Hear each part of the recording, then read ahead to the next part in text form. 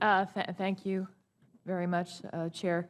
I want to thank all of you for being here. This is very helpful, and especially your written statements as well. Professor Cohen, I was struck in not only your testimony here today, but in your prepared statement that you predict that Iran will be armed with nuclear weapons that can reach the United States.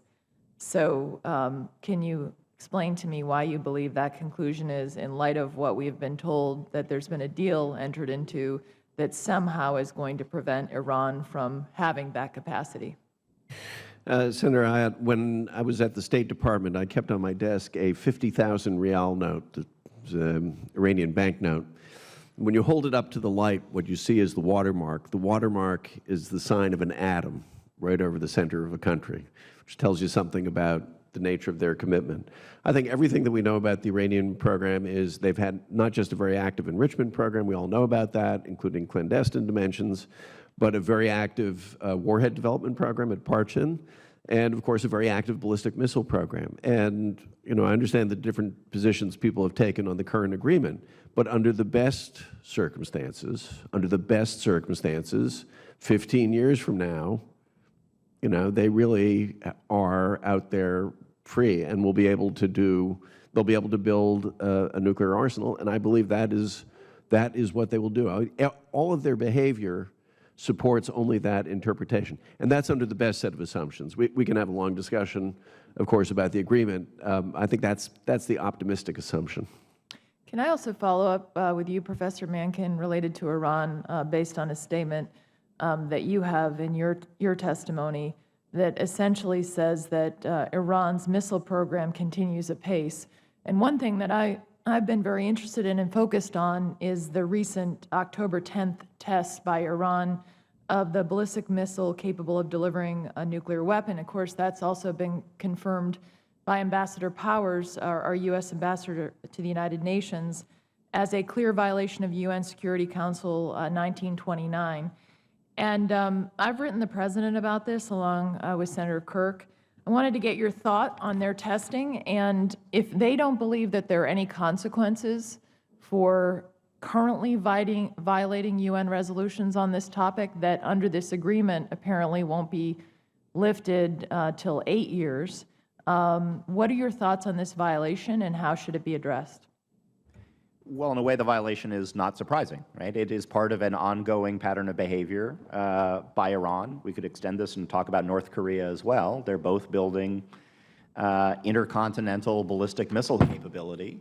And in the case of North Korea, they have the nuclear weapons, and in the case of Iran, they will at some point likely get the warheads to go on atop those. I mean, just so we're clear, they want ICBM capability, right? Because I is intercontinental, as right. Secretary Carter shared with us, so they can hit us. Yeah. Or Europe. Yeah. Well, they don't even need that to hit Europe. Yeah. They can already hit Europe. And Iran and North Korea have a pattern of cooperation on a variety of matters as well. So yeah, whether they get the warheads now or a few years from now, they'll have the means to deliver them. So here's my question, I guess, to everyone on the panel. Shouldn't there be some consequences for if they're already testing in violation of UN resolutions, which, I mean, I disagreed with the administration lifting the missile resolutions whatsoever in the 8 years. In fact, the chairman of the Joint Chiefs of Staff said that this shouldn't be done under any circumstances, but there doesn't seem to be any response from the administration. Shouldn't we have a response? I'd like to get everyone's thought on this. I'll start on that, and obviously I don't represent the administration. But I think there's absolutely no doubt that whether it's Iran or others that we're trying to prevent from proliferating to nuclear weapons, we have to demonstrate that they're better off without nuclear weapons. In the case of North Korea, I think that's failed. I think the fact of the matter is North Koreans believe they're better off with nuclear weapons. That makes the challenge with Iran that much harder. So putting aside the deal, I'm happy to talk about that, but putting that aside for the moment, I'm in favor of the deal, but I do think there needs to be absolutely consequences to demonstrate that Iran's sticking to its agreement and staying, if you will, inside parameters that are non-nuclear are very important to the United States and are important to Iran's own security. Other thoughts? And also, I don't view the ICBM issue as non-nuclear, let me just say that. But The Supreme Leader was very clever. He just announced that any kind of sanctions of any sort would invalidate the deal. So clearly what the Iranians would like to do is to kind of be able to engage not just in this, but in other nefarious activities without any consequences whatsoever. So I think it, simply even as a symbolic statement that we're not going to accept that construction of this agreement, we need to do something.